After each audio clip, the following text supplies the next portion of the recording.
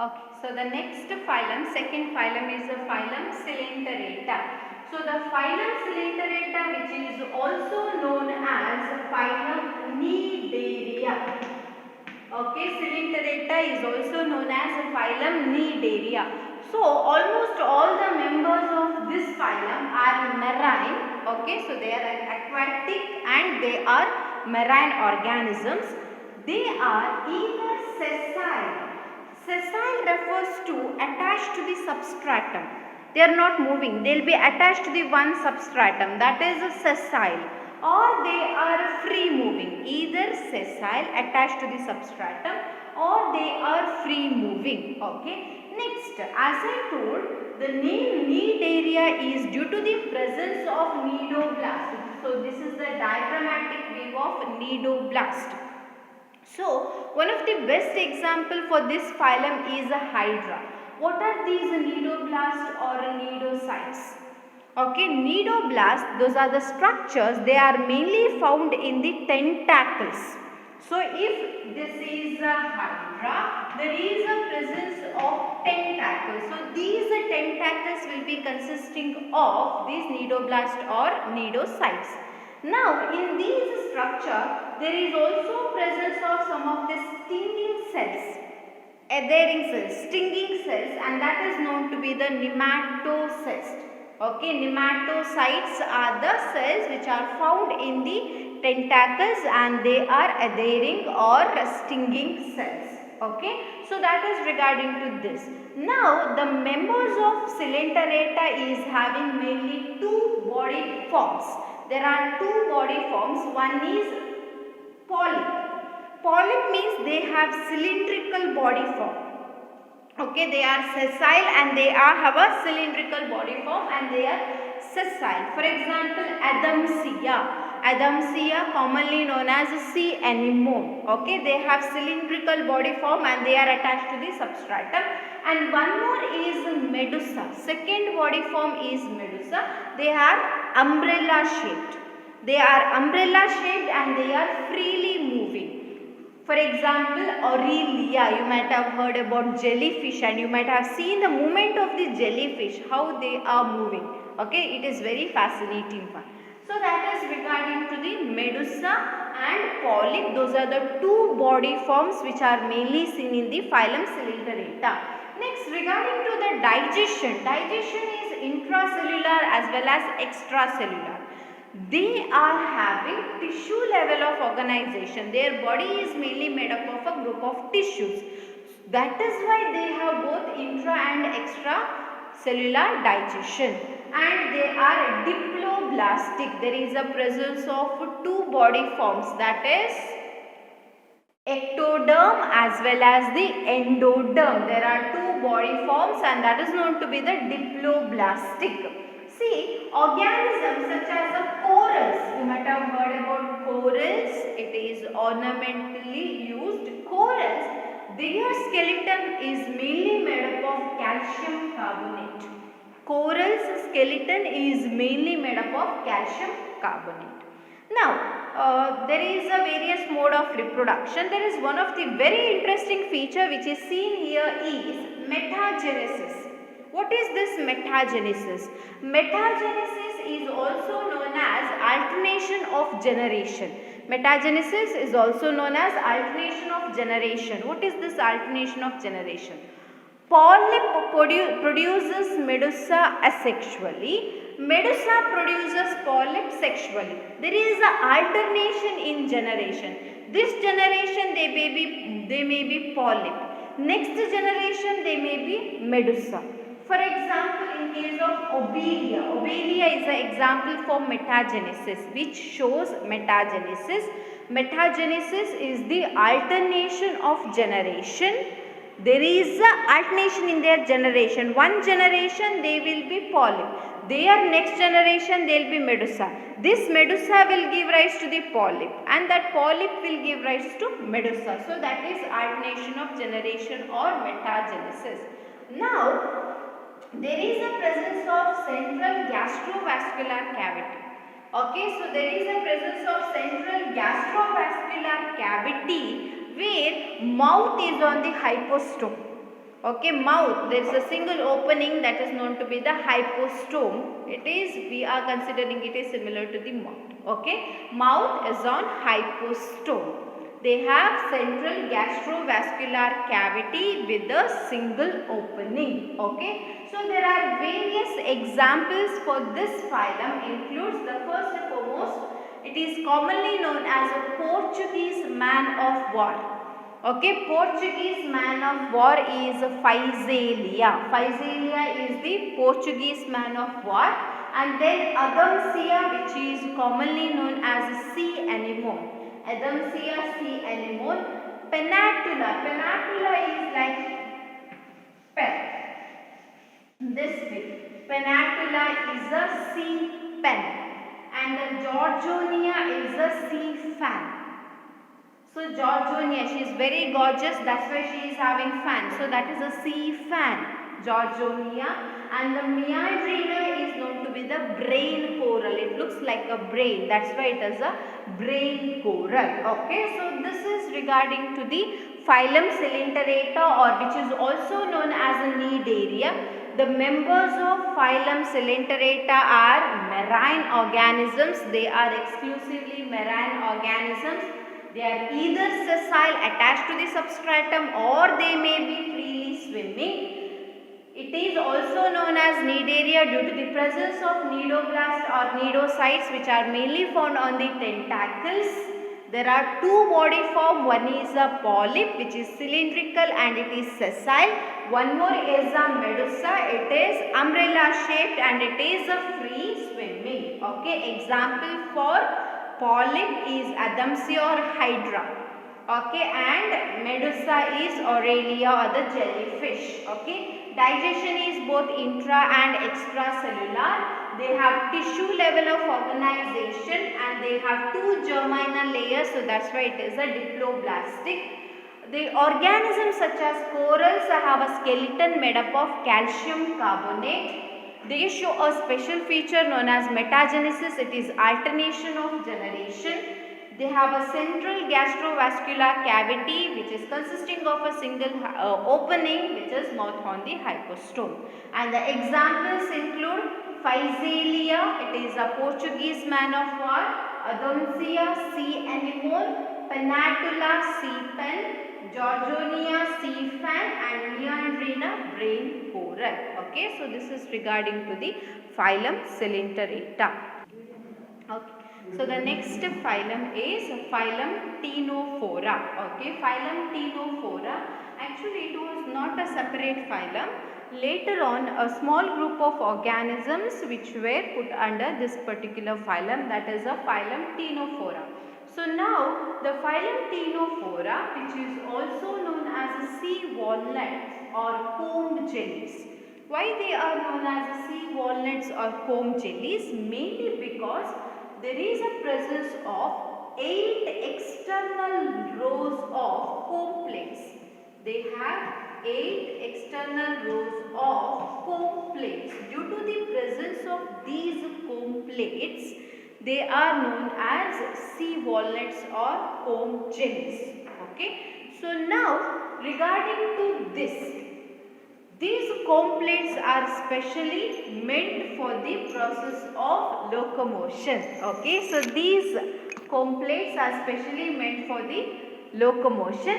Next, regarding to their germinal layers, they are diploblastic. See, almost all the features are similar to Coelenterata. Their features are similar to Coelenterata. They have diploblastic organization. They have tissue level of organization. Due to the presence of tissue level of organization, they have both intra and extra cellular digestion. There is a presence of intra and extracellular digestion. One of the very important feature which is seen here is nothing but there is a special property, that is bioluminescence. The members of these are mainly consisting of a property of bioluminescence. What is this bioluminescence?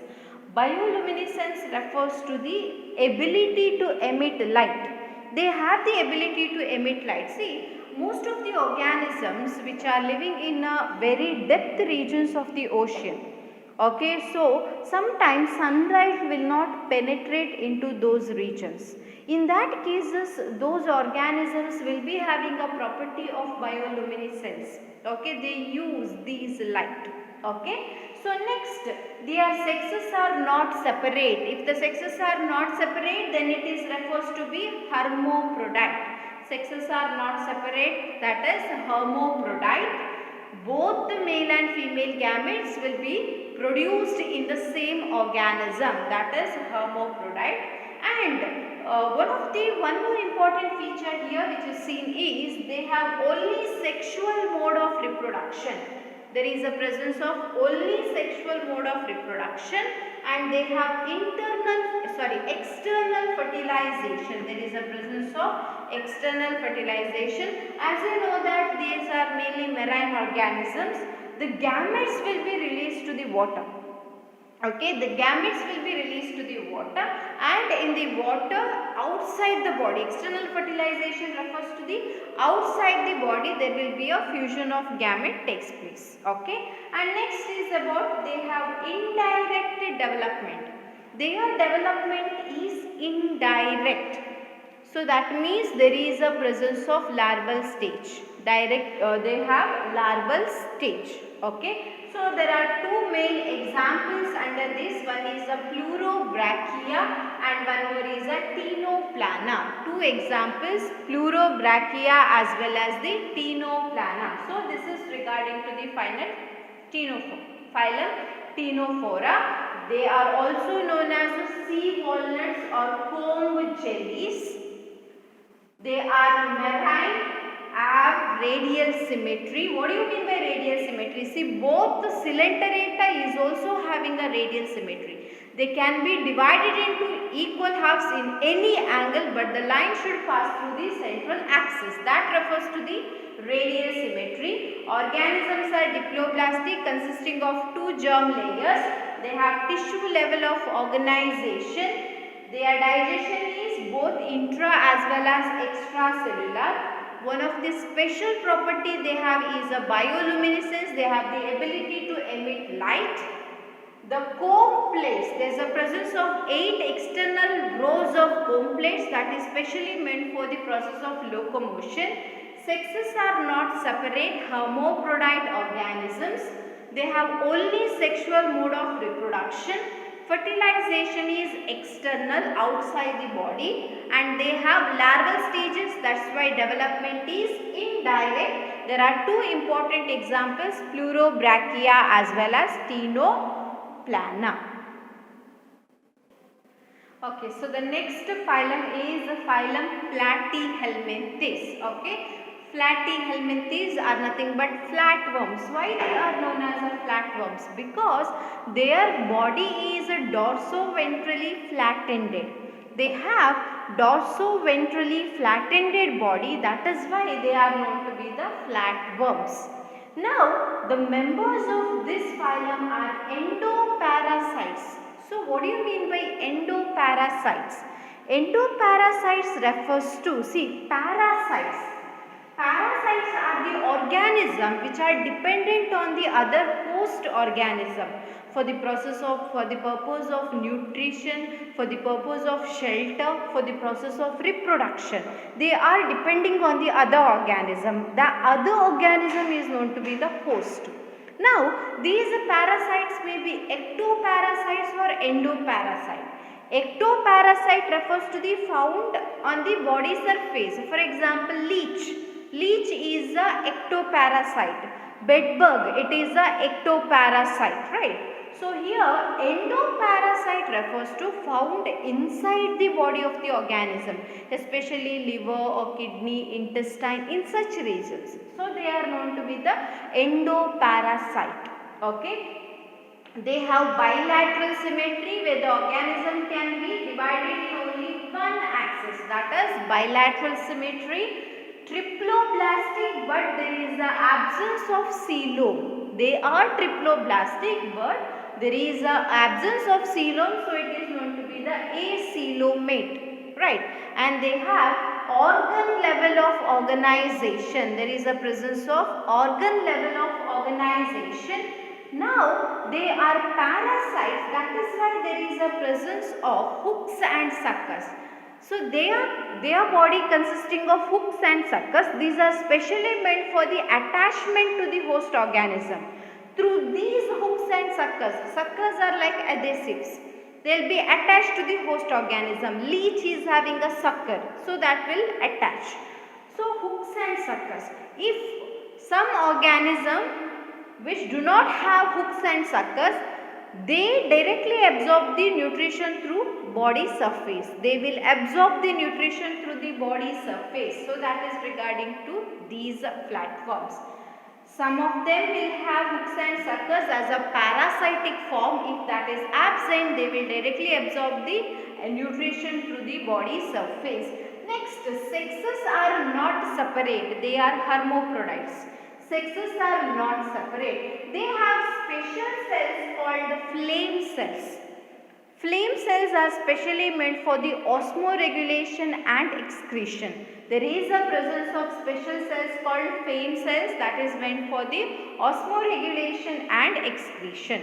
And their fertilization is internal with inside the body, so that is internal fertilization. Development is mainly through the many larval stages. If the larval stage is present, then it is known to be the indirect development. They have indirect development. One example known as a planaria, which is having a high regeneration capacity. What do you mean by a regeneration? If any organ is lost, that will be regenerated. That is known to be the regeneration capacity. So this planaria is having a high regeneration capacity. Other examples we have liver fluke, scientific name is Fasciola. Tapeworm, scientific name is Taenia. See, some of the members of these organisms are even parasites in the human beings. Okay, they are parasite in the human beings. So we will see the features of phylum Platyhelminthes. They are normally known as flatworms because presence of dorsoventrally flat-ended body. They are endoparasite. Endoparasite refers to the found inside the host organism. They have bilateral symmetry, triploblastic, absence of coelom refers to the acoelomate, and they have organ level of organization. Parasitic form will be consisting of hooks and suckers. If hooks and suckers are absent, they will be directly absorbing the nutrient through the body surface. Sexes are not separate hermaphrodites.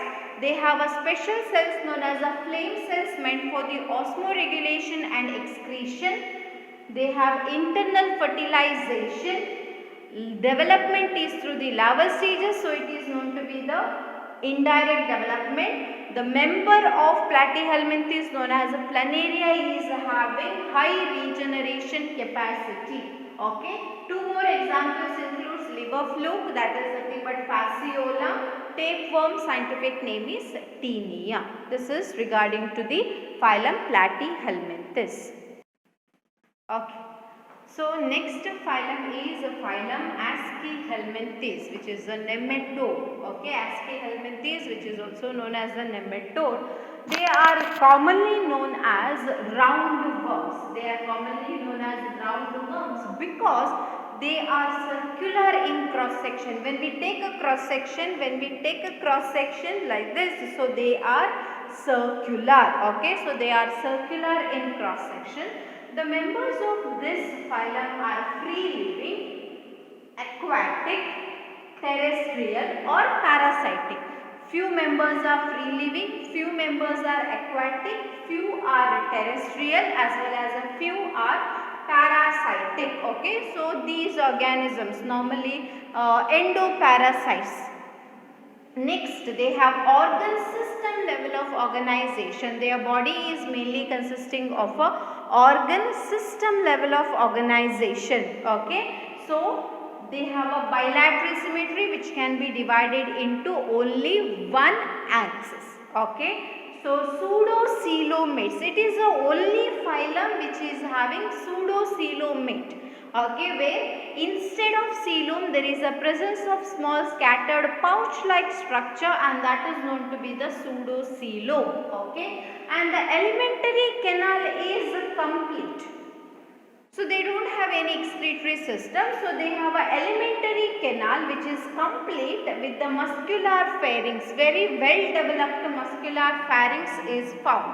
Okay. Now regarding to the excretion, they have an excretory tube through which waste will be removed from the body cavity and out through the excretory pore.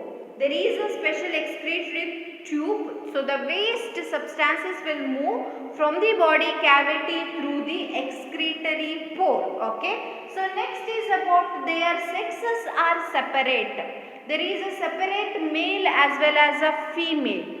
They also show sexual dimorphism. So what do you mean by sexual dimorphism? Sex defining features. Sexual dimorphism is a sex defining features. See, some of the organisms such as a roundworm, okay, or the ascaris, where females are longer than the males. Females are longer than the males. In the members of ascaris, females are longer than males. Okay, so that is sexes are separate, and some of which show some of the sex defining features also. Their fertilization is internal. They have internal fertilization. They have special internal fertilization. Development, few members of this group shows direct development and few members shows indirect development. Development is either direct or it is indirect. Okay, examples include ascaris, which causes a disease known as ascariasis. Ascariasis is a disease caused by ascaris. And then we have Wucheria, which causes a disease called filariasis, which is also known as a filarial worm, or which is also known as elephantiasis. Elephant leg, okay, elephantiasis, which is mainly caused by Wucheria. And ancylostoma. Ancylostoma is commonly known as a hookworm. Okay, ascaris is known as roundworm, Wucheria is known as a filarial worm, ancylostoma is known as a hookworm. Okay, so that is regarding to the phylum Aschelhelminthes, which is the nematode, commonly known as roundworms because they are circular in cross section. When we take a cross section, they are circular. They are free living, aquatic, terrestrial or parasitic organisms, most of them. Parasitic either in plants or in animals, both in plants as well as the animals. Few are in plants, few are in animals. Okay, they may be ectoparasitic or endoparasitic. See, these Ascaris, Wucheria and all, they are endoparasitic. Okay, so they have organ system level of organization, bilateral symmetry, and they are pseudocoelomate. This is the only phylum which is having pseudocoelom.